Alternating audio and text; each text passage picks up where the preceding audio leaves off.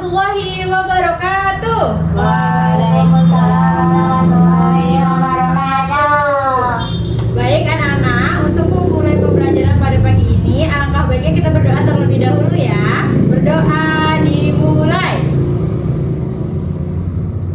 Berdoa selesai. Nah, untuk memulai pembelajaran, Ibu mau nih kalian semua mengangkat tangan seperti tanda hormat. Coba ikutin tanda hormatnya seperti apa. Nah, habis itu kita lihat tangan kanan dan kiri kita. Lihat kanan dan kiri. Sudah, habis itu kalian turunkan. Tahu nggak kenapa Ibu menyuruh kalian seperti itu? Karena pada materi pembelajaran kita kali ini adalah tentang bullying, dampaknya, dan mencegahnya untuk kita sesama teman saling menyayangi dan menghormati. Oke. Adapun tujuan pembelajaran kita adalah memahami pentingnya bullying atau perundungan. Yang kedua, mengetahui bentuk-bentuk bullying yang sering terjadi di lingkungan sekolah. Yang ketiga, memahami dampak bullying bagi korban maupun pelaku. Yang keempat, menumbuhkan sikap saling menyayangi, menghormati, dan peduli terhadap sesama teman. Yang kelima, mengetahui cara mencegah bullying dan menciptakan lingkungan sekolah yang aman dan nyaman. Nah, kalian tahu nggak apa sih bullying itu? Ada yang tahu nggak ya?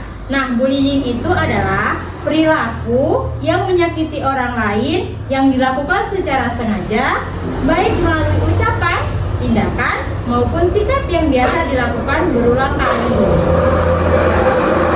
Bullying dapat membuat seseorang merasa sedih, takut, malu, tidak percaya diri, bahkan merasa tidak aman berada di sekolah. Bullying bukan hanya tindakan untuk memukul atau mendorong teman, tetapi mengejek, menghina, mengucilkan, atau mempermalukan teman termasuk tindakan bullying. Nih, perilaku bullying yang biasa di sekolah kalian tahu nggak apa aja? Nggak tahu. Contohnya nih ya, kita nih mengejek nama teman nih, umpamanya nama teman kita agak lain, kita ejek, itu termasuk. Menghina fisik teman juga termasuk bullying. Memanggil dengan julukan buruk, umpamanya dia bodoh, kamu panggil "Hai monyet", nah itu termasuk. Habis itu mengancam, berkata kasar, dan juga mempermalukan teman di depan orang lain, itu termasuk bullying secara verbal. Nah, kalau bullying secara fisik, kalian tahu nggak apa contohnya? Nggak tahu? Bullying secara fisik, bullying berbentuk fisik yaitu contohnya ada memukul, menendang, habis itu apa lagi? Jambak. Bisa mencubit juga, merusak barang milik temannya juga termasuk bullying secara fisik. Nah, kalian tahu nggak sih apa dampak bullying itu untuk teman yang kita bully? Ada yang tahu nggak dampaknya apa? Dampaknya itu teman yang kita bully itu bisa merasa sedih, menangis, takut, datang ke sekolah, kehilangan rasa percaya diri, merasa tidak dihargai, sulit berteman. Menjadi faktornya juga malas belajar, merasa kesepian, bahkan mengalami gangguan emosional. Dampak dari bullying yang kalian anggap bercanda. Sudah paham? Paham. Nah, kalau dampak bagi pelaku tahu nggak? Nah, dampak dari bisa. Dampak dari pelaku itu kita tidak sadar nih kan, karena kita sering membuli teman, kita tidak sadar menjadi terbiasa bersikap kasar. Kita kurang memiliki rasa empati, dan kita tuh bisa juga dijauhi teman. Sering juga kita melanggar aturan. Habis itu sulit mengendalikan emosi karena kita sudah terbiasa untuk membuli teman. Kita sudah terbiasa melihat teman kita tuh merasa sedih. Teman kita merasa sedih di bawah kekuasaan kita jadi merasa senang. Nah, itulah dampak bullying bagi emosional kita. Maka dari itu, sikap bullying itu harus kita hindari agar kita tidak merasa lebih hebat dari mereka, agar kita tidak merasa lebih wah dari mereka. Jadi kita sesama teman tuh harus saling menyayangi, menghormati. Jadi lingkungan sekolah sekolah dan lingkungan kelas itu akan merasa lebih nyaman, lebih harmonis. Jadinya kita pun belajar di dalam kelas itu kita jadi senang gitu, happy bawaannya. Tidak ada rasa untuk takut kayak aku bakalan dibully nggak ya, atau nggak aku jahat nggak ya sama mereka gitu. Makanya kita harus menghindari sikap bullying tersebut. Nah, tahu nggak kita cara-cara mencegah bullying itu kayak mana? Hampir berlawanan seperti tadi dampaknya, yaitu kita tidak boleh mengejek kekurangan teman. Dan cara mencegahnya, mendengarkan saat teman berbicara, termasuk cara mencegah bullying, menghargai pendapat temannya yang berbicara, tidak memotong pembicaraan mereka, tidak mempermalukan teman, itu juga termasuk cara mencegah bullying. Dan kita juga bisa membiasakan sikap saling menyayangi dengan cara membantu teman yang sedang kesulitan, menghibur teman yang sedang sedih, mengajak teman bermain bersama-sama, berbicara dengan sopan, dan meminta maaf jika melakukan kesalahan. Nah, di sini ada nggak yang kalau salah sama temennya kalian minta maaf duluan? Apa gengsi? Gengsi ya, minta maaf ya? Kayaknya iya deh. Nah, kita harus cara mencegah sikap bullying dan menyayangi itu seperti itu. Nah, kalian tahu nggak apa kesimpulan yang bisa diambil dari yang ibu sampaikan tadi? Kesimpulannya yaitu bullying itu adalah tindakan menyakiti orang lain, baik secara fisik, verbal, sosial, maupun melalui media sosial. Bullying dapat memberikan dampak buruk bagi orang, pelaku, maupun lingkungan yang di sekolah. Oleh karena itu, bullying harus dicegah sejak dini melalui sikap saling menyayangi, menghormati, peduli, dan menghargai perbedaan.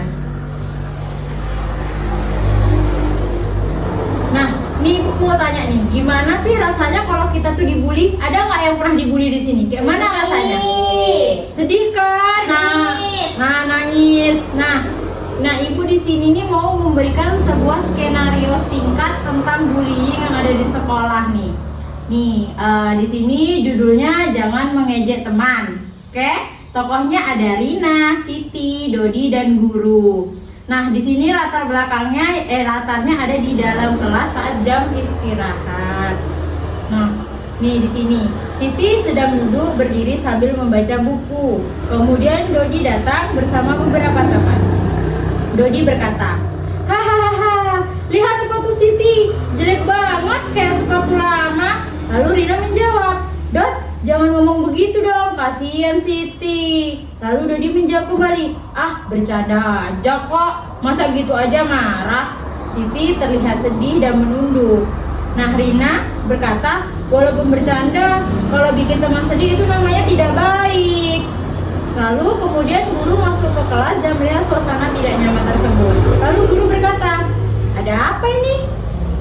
Rina menjawab, "Bu, Dodi mengejek sepatu Siti sampai Siti sedih."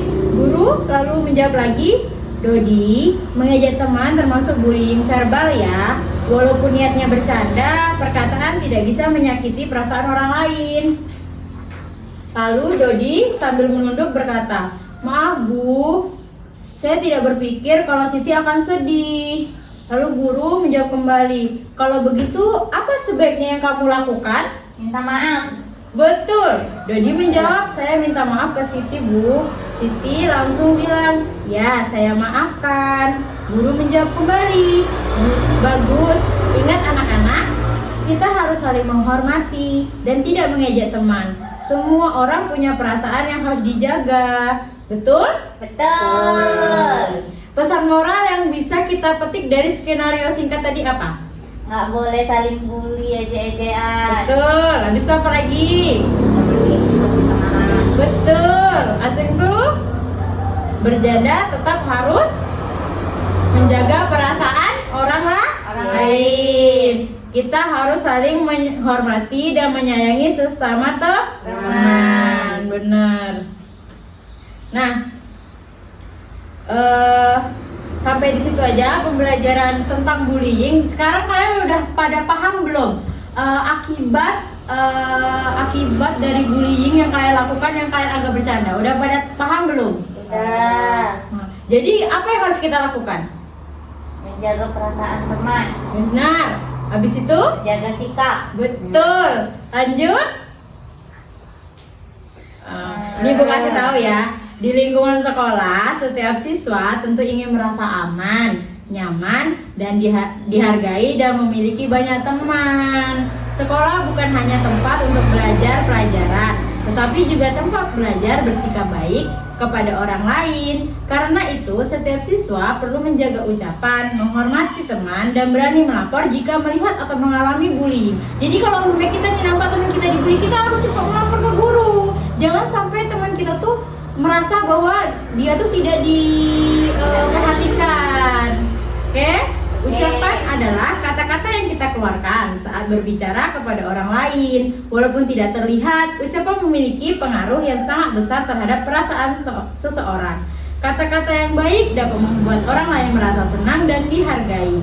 Sedangkan kata-kata yang buruk dapat membuat orang lain sedih dan sakit hati.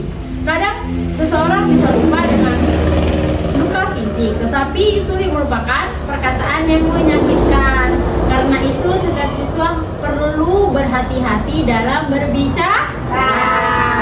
Menjaga ucapan berarti berbicara dengan sopan, tidak berkata kasar, tidak mengejek teman, tidak memanggil teman dengan julukan yang buruk, tidak menghina kekurangan orang lain, dan menggunakan kata-kata yang baik saat berbicara.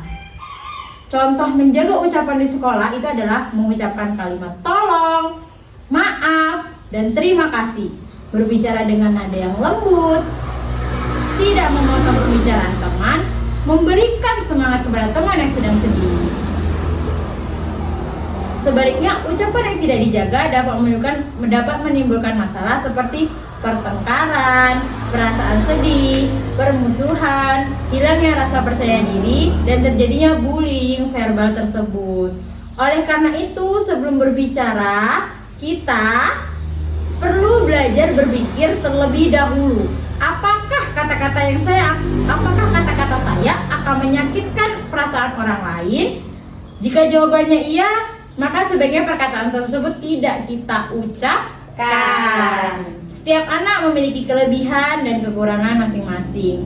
Ada yang pandai berhitung, ada yang pandai menggambar, ada yang aktif berbicara, dan ada juga yang pendiam. Semua perbedaan itu harus dihargai dan tidak boleh dijadikan bahan ejekan. Oke, sampai di situ saja pembelajaran pada pagi ini. Untuk mengakhiri pembelajaran, sebaiknya kita berdoa terlebih dahulu. Berdoa dimulai.